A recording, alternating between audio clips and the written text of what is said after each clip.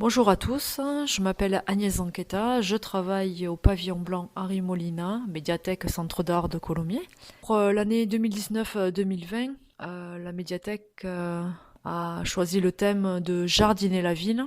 C'est un thème qui se poursuit encore jusqu'à la fin de l'été 2020. Et pour illustrer ce thème, je rencontre aujourd'hui les bénévoles du jardin partagé des Ramassiers. Ce jardin se trouve allée Maurice Ravel à Colomiers et je suis notamment avec Tiffaine Dilewski qui est à l'origine du projet. Elle va nous présenter les personnes qui sont venues aider. Et donc il y a Mallory, Mallory et Esteban, Blandine, ok, Blandine, Pierre-Jean et Mathilde, ok, qui participent au projet. oui, et Céline qui nous a rejoint aujourd'hui. On est quasiment à la mi-juin et voilà, Tiffaine va nous présenter un peu leur projet du jardin partagé des Ramassiers et un peu l'historique, on va faire ensemble un peu l'historique du projet. Donc juste en quelques mots très simple. Donc on a commencé au début du printemps 2019. On avait répondu à un appel à projet de la mairie de Colomiers qui était sur le thème de la nourriture en ville, si je me souviens bien.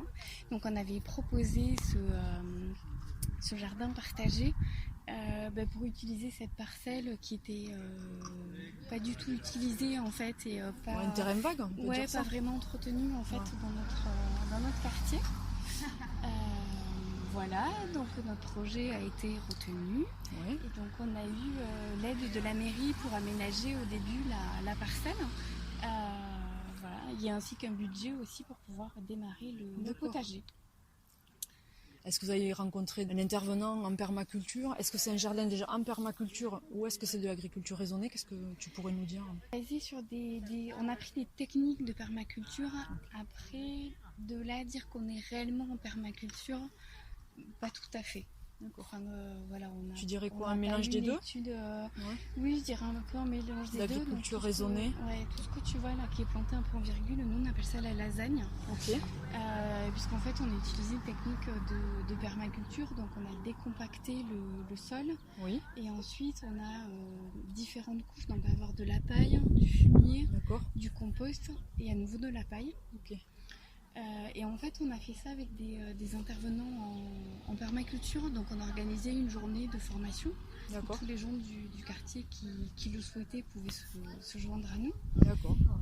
Voilà, et on avait deux personnes qui habitaient Colomiers à l'époque, les permagiciens, qui sont venus nous aider et qui nous ont appris pas mal de choses. Et on a créé en fait ça dans la journée. Dire un peu ce qu'il y a dans les parcelles. Donc les bacs ont été créés par les volontaires. Ouais. Donc on a récupéré des palettes. D'accord. Voilà, donc on a utilisé notre budget, mais voilà, pour acheter vraiment quelques piquets ou quelque chose, mais c'est fait principalement avec de la récupération. Avec la récupération. D'accord.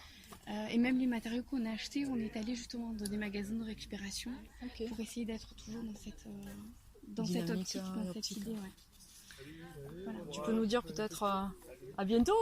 On profite de dire au revoir aux participants aujourd'hui qui sont venus travailler, ils sont venus aider au jardin potager. Le principe de la culture, on le voit dans ce bac. On va toujours trouver des plantes potagères mélangées avec des aromatiques et des fleurs. D'accord. Et en fait, les plantes vont s'entraider l'une l'autre. Donc là, par exemple, on voit des capucines qui vont attirer les pucerons. Et du coup, ça va protéger les pieds de tomates. Les plants de tomates. Chaque plant a une interaction, tu dirais, avec pour protéger ou pour enrichir la terre, enfin, ou pour protéger le plant. Et c'est pour ça qu'il y a des fleurs un peu partout, notamment. D'accord. Voilà, je vois que vous avez mis des œillets d'Inde, c'est ça? C'est ça, il y a des cosmos aussi. Voilà, et du coup, c'est une façon de lutter contre les nuisibles en mélangeant tout ça. Le sol est toujours paillé. Oui. Ça, c'est quelque chose qu'on a appris lors de la formation, de jamais laisser le sol à nu. D'accord. De toujours le protéger pour pas qu'il se dessèche en fait. Ouais. Et pour aussi conserver l'humidité. D'accord. Tu pourrais peut-être sur l'eau, juste pour savoir. Oui. On n'a pas de point d'eau sur la parcelle. C'était un des points difficiles peut-être du projet au départ. Quand on a démarré, et ce qui avait beaucoup fait hésiter la mairie en fait sur la faisabilité du projet. du potager. Ouais. Ouais. Et voilà, pour l'instant, en attendant de voir si ce jardin va vivre assez longtemps ou pas. Et comment? ouais, on avait décidé avec eux de ne pas faire de travaux. D'accord. Et en fait, on a trouvé ces citernes d'eau. D'accord. Pareil d'occasion, sur un magasin toujours de récupération. De récupération. Ouais. Voilà, donc on a 2 citernes d'eau qu'on remplit nous, puisqu'en fait on a les voisins vos propres... à côté participent au projet et on a des puits. D'accord. Qui fait qu'en fait régulièrement on va venir avec un tuyau. C'est vous qui remplissez les citernes. Remplir les citernes. Et comme ça permet après à tous les participants de pouvoir arroser.